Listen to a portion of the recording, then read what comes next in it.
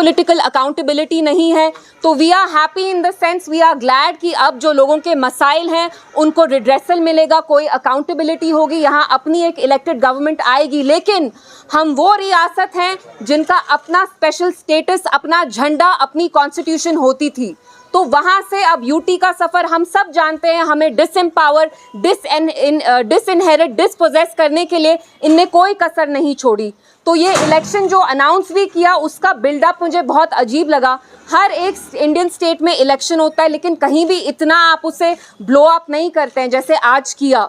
तो we welcome this move, but obviously मेरा ये कहना है, हमारा ये मानना है कि जिस स्टेट का अपना स्पेशल स्टेटस था उससे आपने हर एक चीज़ छीन के अब आप ऐसे जताना चाहते हैं कि आप हम पे एहसान कर रहे हैं। आप हम पे कोई एहसान नहीं कर रहे हैं। किसी भी जमहूरियत में, किसी भी डेमोक्रेसी में election is an integral part of any robust democracy.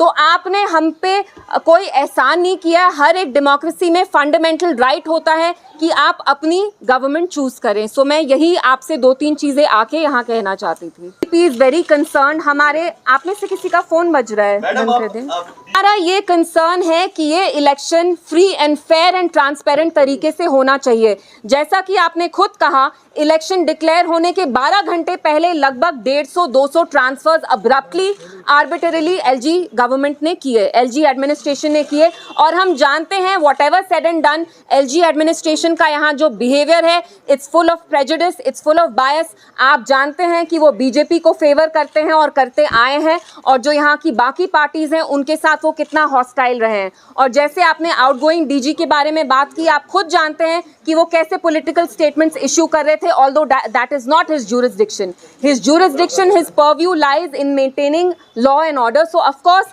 we also have an apprehension that this election should be free and fair. It should not favor any one political party and BJP in this case.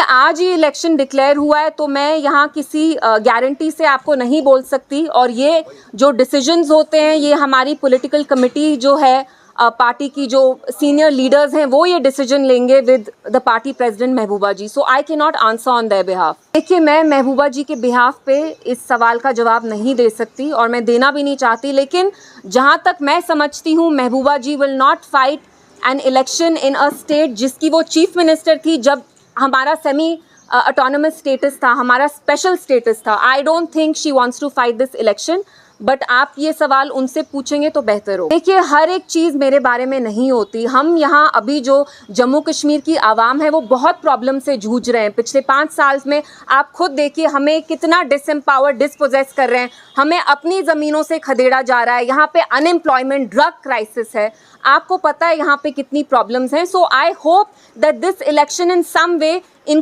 इनके जो मसाइल हैं उनको redress करे। हमने भी तैयारी start कर ली है एंड इंशाल्लाह within a week to 10 days we will be releasing our manifesto as well. देखिए, मैं कहना चाहती हूँ कि मरकजी सरकार left no stone unturned to break PDP. आप खुद जानते हैं कि कांच की जैसे टुकड़े टुकड़े होते हैं वैसे ही इनकी कोशिश रही, क्योंकि महबूबा जी एक बुलंद आवाज़ रही हैं और वो बोलती आएंगी। But Alhamdulillah, regardless of their efforts, you've seen that even in the parliament elections we performed very well. तो आगे जाके भी हमें होप है, हमारे जो वर्कर्स हैं they are very happy कि इलेक्शंस अनाउंस हुए and we are hoping that we put up a good fight and इंशाल्लाह we are hoping to win. देखिए, ये सवाल एवरीथिंग आप देखिए, जो यहाँ अनएम्प्लॉयमेंट है, जो डिसपोजेशन है, डिसएम्पावरमेंट हुई है, उसका रूट कॉज ये है कि हमारा स्पेशल स्टेटस रिवोक किया। अगर वो नहीं किया होता, यहाँ डायरेक्ट रूल आता नहीं और ये लोग ये चीज़ें नहीं कर पाते। So obviously in Kashmir you can not isolate one issue from the other. हम ये नहीं कह सकते कि हम लोकल इश्यूज पे ही लड़ेंगे और इतने बड़े मसले को हम साइड स्टेप करेंगे। It has to be very holistic, we will talk about everything.